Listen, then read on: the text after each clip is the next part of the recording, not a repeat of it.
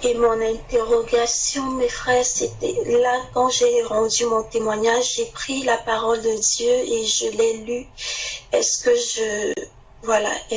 j'avais le droit de le faire? Je suis un peu, je voulais savoir si je n'avais pas un peu trop dépassé les limites qui me sont autorisées. Amen.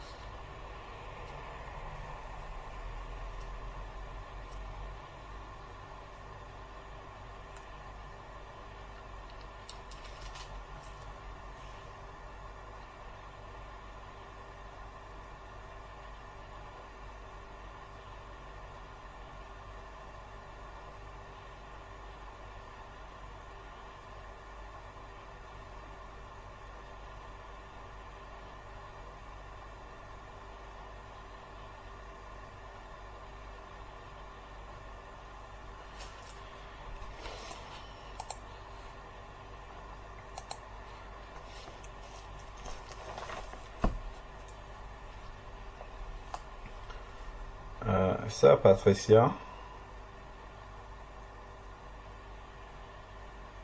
Oui, mon frère. alors ta question porte sur le fait que tu aies dit un verset biblique ou... Oui, que j'ai ouvert la Bible et que je l'ai lu. Euh, Lire la Bible pour une sœur n'est pas en dehors de la volonté de Dieu. Ce que l'apôtre Paul dit, c'est qu'il ne permet pas à la femme de l'enseigner.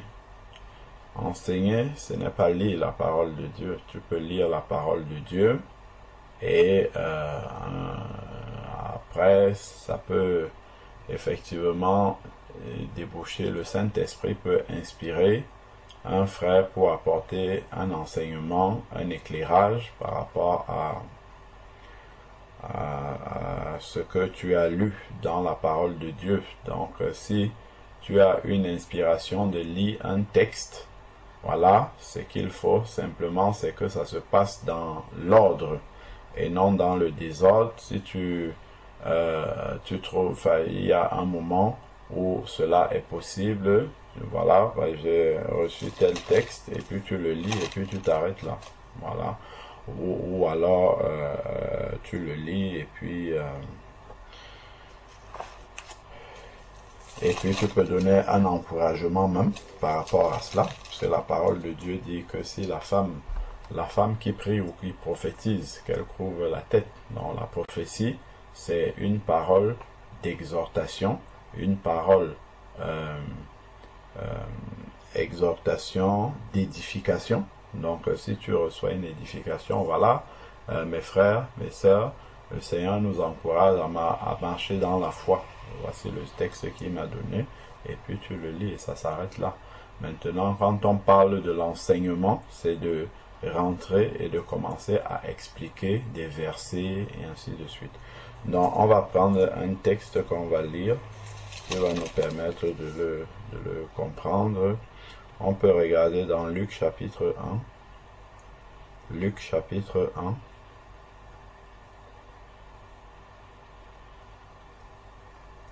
Luc chapitre 1 à partir du verset 39.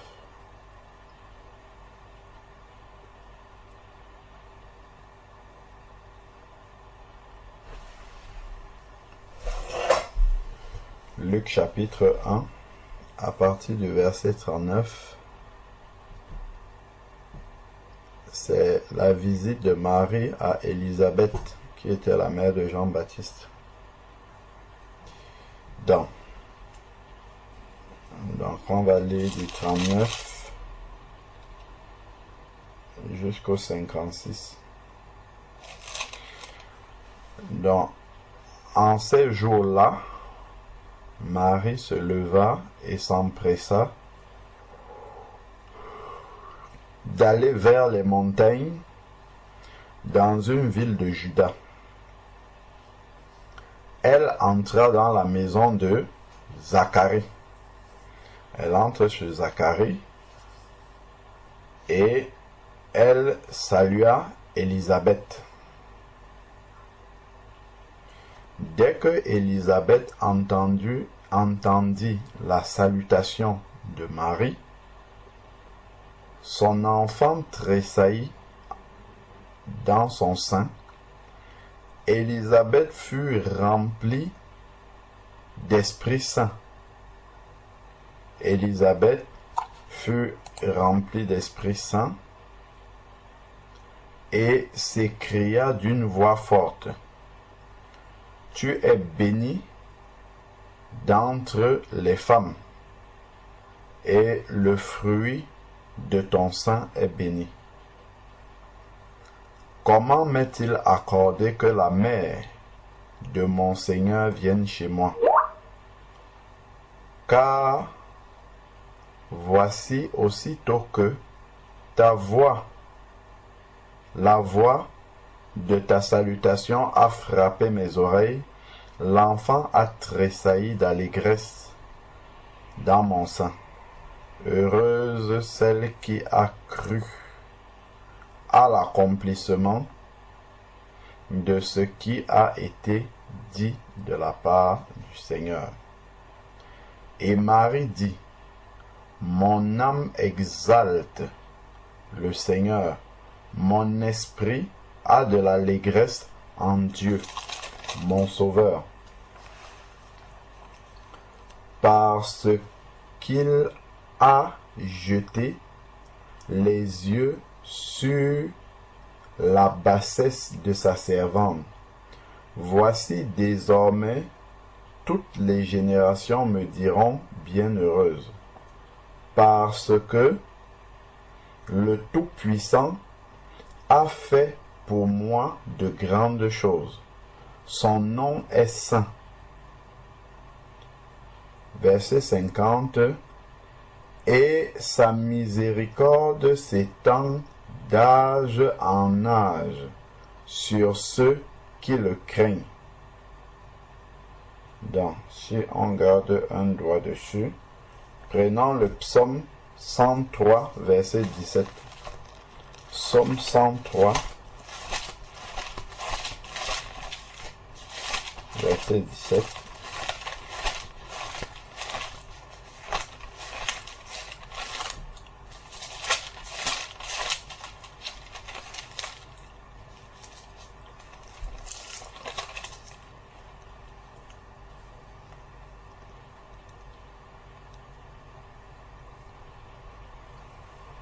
Psaume 103, verset 17. Mais la bienveillance de l'Éternel dure d'éternité en éternité pour ceux qui le craignent, et sa justice pour les fils de leurs fils. C'est exactement le verset ici que Marie a cité en parlant. Continuons. Verset 51, nous sommes dans Luc 1. Il a déployé la force de son bras. Il a dispersé ceux qui avaient dans le cœur des pensées orgueilleuses. Donc on voit qu'elle elle a cité un verset, et sa miséricorde s'étend d'âge en âge sur ceux qui le craignent. Elle n'est pas rentrée dans les explications de ce verset-là, mais elle a cité la parole de Dieu. Donc, c'est comme si tu ouvrais ta Bible et puis tu lis ta Bible, c'est la même chose. Mais sauf que elle cite sans...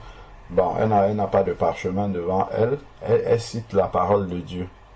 Dans son intervention, elle est chez Zacharie qui est un sacrificateur, et elle parle comme ça là-bas. Donc, continuons ensuite, et elle est remplie du Saint-Esprit. Donc, une sœur peut être remplie du Saint-Esprit aussi, et prophétiser, prier même, et dans sa prière citer les versets bibliques. Si tu ne peux pas lire la Bible, ça veut dire que même dans ta prière, tu n'as pas le droit de citer des versets bibliques. Or, ça, c'est complètement... Comment vas-tu prier selon la volonté de Dieu sans citer des versets bibliques? Je me demande comment est-ce que c'est possible. Parce que le Seigneur dit... dans 1 Jean chapitre 5, versets 14 à 15, il dit que si nous prions selon sa volonté, nous avons l'assurance qu'il nous écoute. Et s'il nous écoute, nous savons que nous possédons la chose qu'il nous a demandé. Comment vas-tu donc prier selon la volonté de Dieu sans de temps en temps mettre les versets de la parole de Dieu dans tes prières? Donc si tu ne peux pas lire la parole de Dieu en assemblée, ça veut dire que tu ne peux pas non plus citer les versets bibliques dans tes prières, ce qui serait vraiment contradictoire à la volonté du Seigneur. Ça veut dire que même en priant, par exemple, si l'ennemi vient t'attaquer, en priant, tu ne peux pas prier en rappelant à Satan sa défaite, par exemple, à la croix, en lui disant qu'il a été humilié à la croix. Et ça te ferait... C'est comme si le Seigneur, il te donne... Il ne sait pas, il te donne la Kalachnikov, et dans la Kalachnikov, il ne te donne pas les balles qui correspondent. Il te donne peut-être les balles d'un pistolet. Et au lieu de te donner les balles de la Kalachnikov, ça ne tient pas trop. Donc, il faut qu'on reste dans l'esprit de la parole de Dieu, ce que l'apôtre Paul a dit, c'est je ne permets pas à la femme d'enseigner, il ne faut pas aller au-delà, il ne faut pas non plus retrancher, il ne faut pas restreindre au point de restreindre ce que Dieu n'a pas dit. Dieu n'a pas dit que les sœurs n'ont pas le droit de lire la Bible. Si il dit que la femme qui prie ou qui prophétise porte un voile, on ne peut pas prophétiser sans citer la parole de Dieu. Donc on peut voir dans Actes chapitre 21, gardons un doigt, on va revenir, dans Actes chapitre 21, si je ne me trompe pas, Acte 21,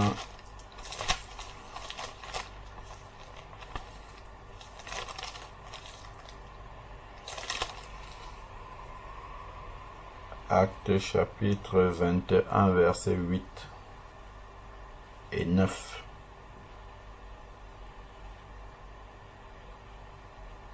D'ailleurs, on va aller jusqu'au verset 10. On va voir une petite nuance. Acte chapitre 21, versets 8 à 10. Parti le lendemain, nous sommes arrivés à Césarée, étant entrés dans la maison de Philippe. La Bible précise qu'il est évangéliste. Donc, il a reçu l'appel d'évangéliste qui était l'un des 7. Donc, il était diacre au départ et maintenant il est évangéliste. Nous avons demeuré chez lui. Il avait 4 filles vierges qui prophétisaient. Donc, ici là, chez Philippe, dans sa maison, il y avait une assemblée qui se réunissait et dans cette assemblée-là, ces 4 filles vierges prophétisaient. Donc, elles ne prophétisaient pas la bouche fermée. Si on regarde un doigt dessus, on va dans 1 Corinthiens chapitre 14. 1 Corinthiens chapitre 14, verset 3. 1 Corinthiens 14, 3. Il est écrit: celui qui prophétise, au contraire, parle aux hommes. Donc les 4 filles vierges là parlaient aux hommes. Elles ne prophétisaient pas la bouche fermée, elles parlaient. Et qu'est-ce qu'elles disaient dans leurs paroles? Elles les édifiaient, elles les exhortaient, elles les consolaient. Donc, si dans une parole de prophétie, tu dis, venez à moi, vous tous qui êtes chargés et fatigués, pour consoler quelqu'un ou bien pour l'encourager, tu es en train de citer la parole de Dieu. C'est comme si tu ouvrais ta Bible, je ne sais pas, une sœur dit qu'elle est fatiguée, tu lui dis, voilà, tu ouvres un verset, sans expliquer le verset, tu dis, le Seigneur, par exemple, dans Ésaïe 40, voilà, il renouvelle les forces de ceux qui le craignent. Il court comme des aigles et ne se fatigue pas. Voilà, par exemple, là, tu n'es pas en dehors de la volonté de Dieu. Donc voilà, elle prophétisait. Donc, voilà ce qu'elle faisait. Verset 10, nous sommes dans Acte 21, on continue, verset 10. Comme nous étions depuis plusieurs jours, un prophète du nom d'Agabus descendit de Judée et vint chez nous. Donc on voit ici, il y a ces filles-là qui prophétisent et il y a un prophète qui arrive. Donc ce n'est pas parce qu'elles prophétisent qu'elles sont prophétesses, elles exercent le don de prophétie, mais elles n'ont pas un statut de prophète. On fait bien la différence. Voilà, un prophète, leur papa est évangéliste, mais elles ont le don de prophétie. Bon, donc revenons dans Luc chapitre 1, on continue la lecture. Nous en étions au verset 51. Il a déployé la force de son bras, c'est Marie qui est en train de parler. Il a dispersé ceux qui avaient le cœur, dans le cœur les pensées orgueilleuses. Il a fait descendre les puissants de leur trône élevé élevez les humbles, rassasiez de bien les affamés, renvoyez à vide les riches.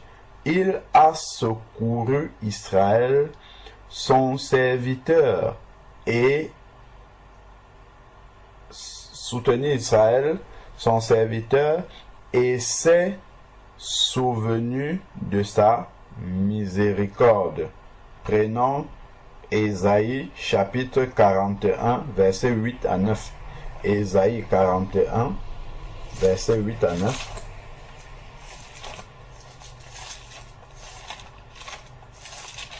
Ésaïe chapitre 41, versets 8 à 9.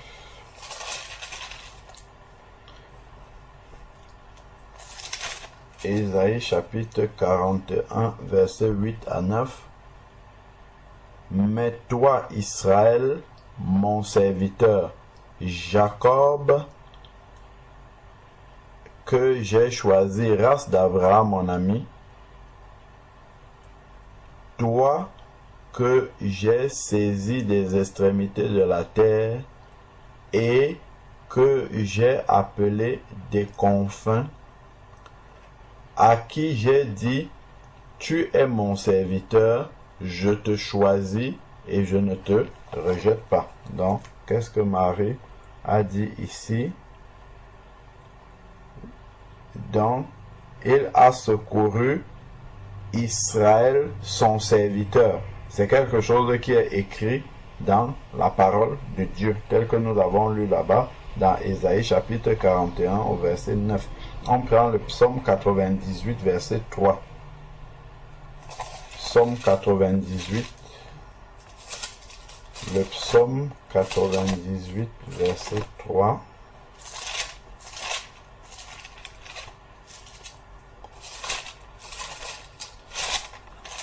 Psaume 98,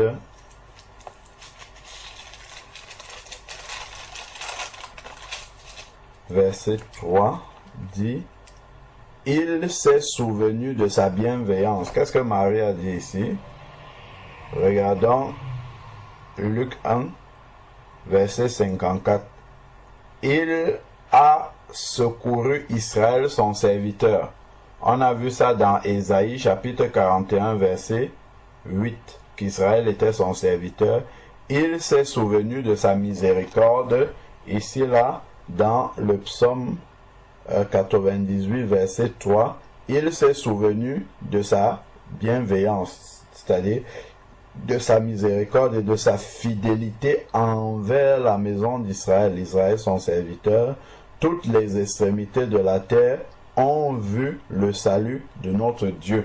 Donc c'est exactement ce verset-là que Marie est en train de citer ici au verset 54. Donc on peut regarder encore... Oh non, oui, donc voilà. Donc ensuite maintenant, le verset 54, il a secouru Israël son serviteur. Voilà, ah non, mais ça on l'a déjà dit, 55.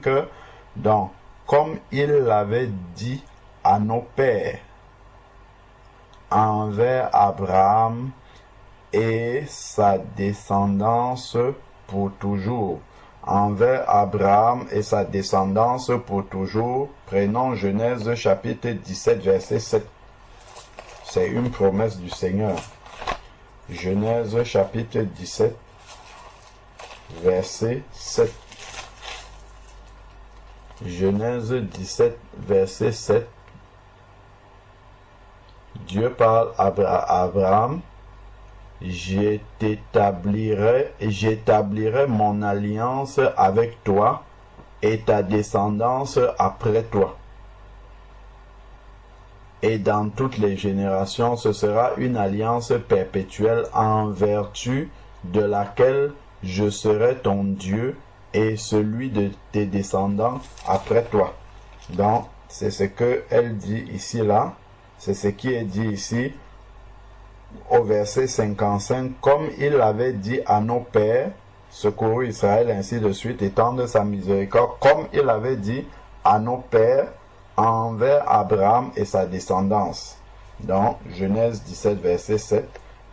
Genèse 22, verset 18. Genèse 22. Genèse chapitre 22.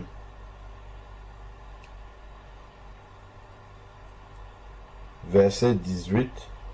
Il est écrit: toutes les nations de la terre se diront bénis par ta descendance parce que tu as écouté ma voix. Toutes les générations de la terre se diront bénis, dont y compris Israël, parce que tu as écouté ma voix. Donc on voit là que Marie a cité au moins 1, 2, 3, 4, 5, au moins 6 versets de la parole de Dieu, étant remplis du Saint-Esprit.